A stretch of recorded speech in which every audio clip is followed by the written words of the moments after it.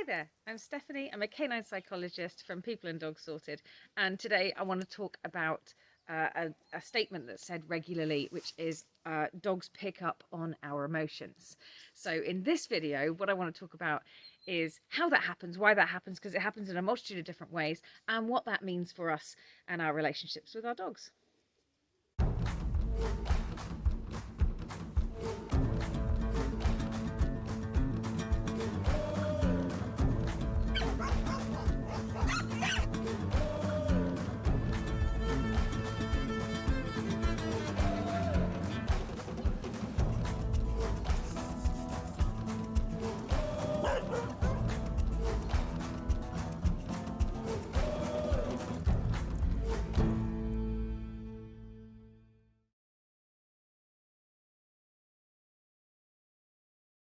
So when we say that dogs pick up on our emotions, what does that actually mean? I kind of look at it as being like a mirror. So dogs can mirror back our exact emotion. So if we become anxious, our dogs can become anxious as well. And in almost polar opposite to that, our dogs can bounce back with the opposite emotion. So if we become anxious, our dogs can become protective.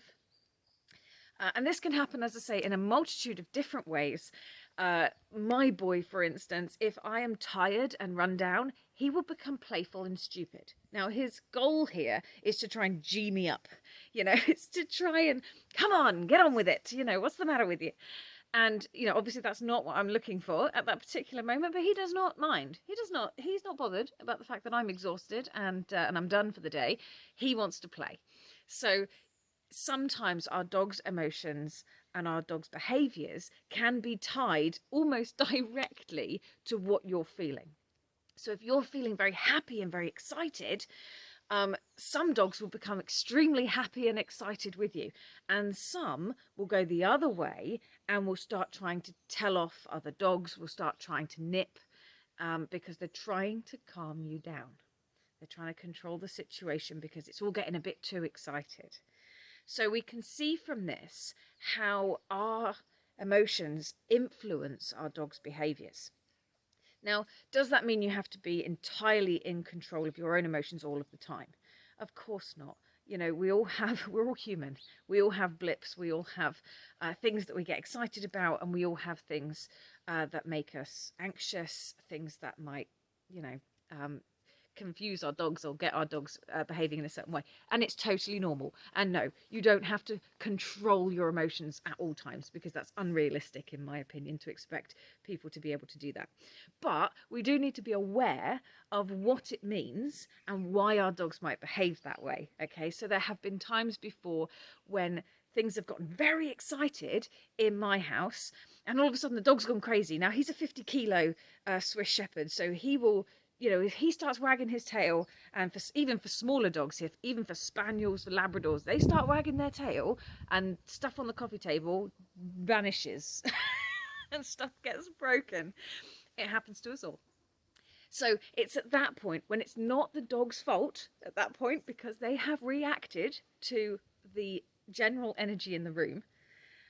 So actually, by everybody just kind of going, oh, do you know what, hang on a minute, let's just take a minute, calm down, everything will be fine, and the dog will in turn chill out and relax with you. So just being aware sometimes of the energy fluctuations in the room can massively help you to better understand the reactions of your dogs.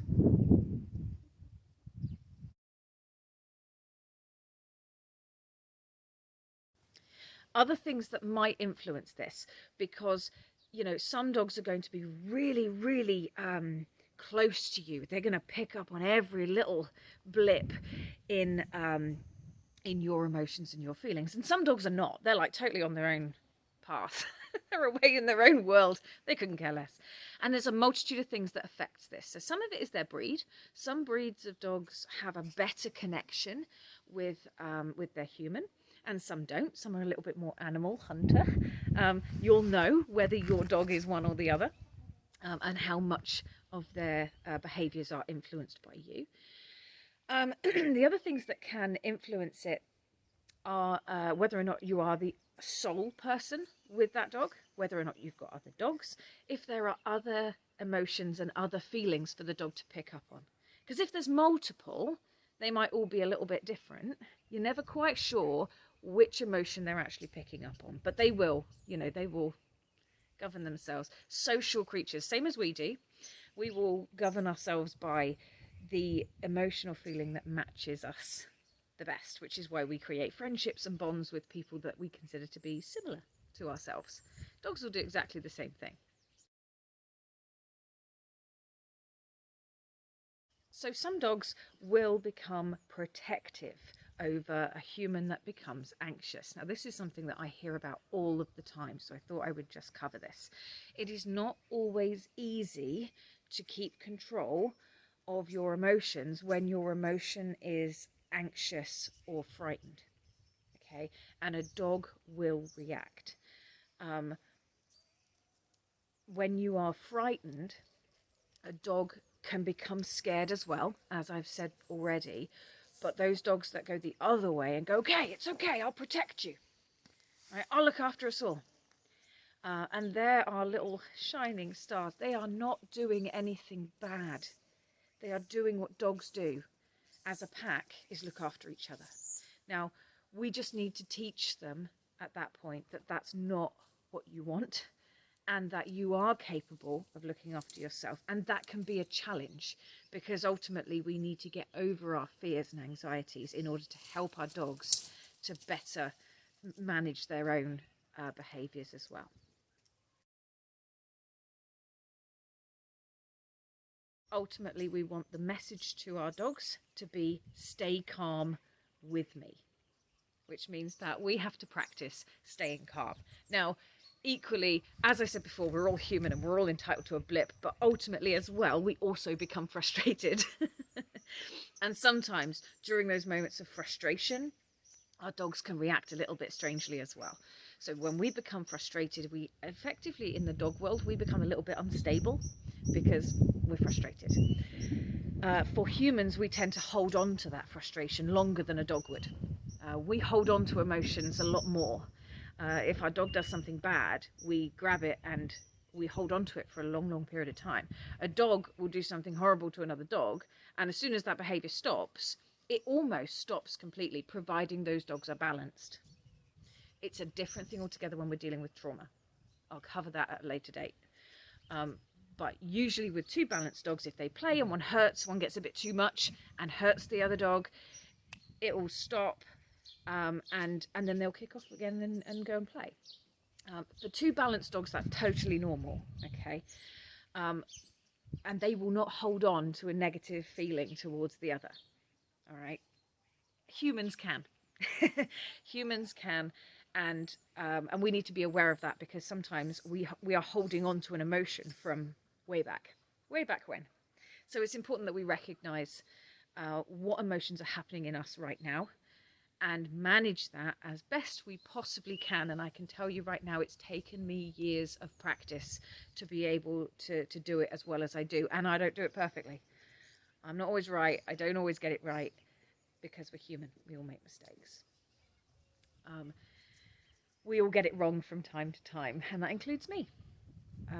When it comes to our feelings and emotions, it's very, very challenging sometimes to keep a handle on things. So we need to be self-aware enough to realise that there's a problem, and sometimes going, do you know what, I might not be in the right state of mind today to be the one to walk the dogs, and then it might be asking your partner to do it, it might be asking one of your older kids to do it, it might be asking a neighbour, a friend, looking into local professionals. Do you have a local dog walker who might be able to help you out from time to time?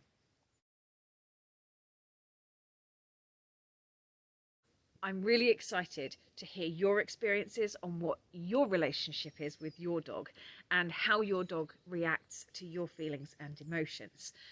What I want you to do is drop a comment in the comments box. Now, I'm going to just cover this quickly because loads and loads and loads of you comment on my videos, but you do it on Facebook or the other social media platforms. And I don't get to see them all because I'm not on some of those groups or places where my videos get shared. Please, please comment under this video in YouTube, okay? Because then I get to see everybody's comments. And they get to stick around and I get to interact directly with you. I read all of your comments and I use them for inspiration to film future videos. So the more comments I get on YouTube under this video, the better it is for me because I get to see them. Please also remember to hit that subscribe button up here. You'll see the handprint with the paw on it. That's my subscribe button. All you got to do is hit that and you'll subscribe to my YouTube channel. It just puts a link between me and you. I think it's on that side. It might be on that side. I'll worry about that later. You'll see it. You'll see it. It'll be there. Like and subscribe to my YouTube channel, guys. It makes all the difference to me. I will catch up with you guys very soon. If you would like to support me further, consider becoming a PADS patron to get all the benefits that comes with that. I'll leave a link in the description box below. For now, guys, I will catch up with you guys very, very soon. Take care.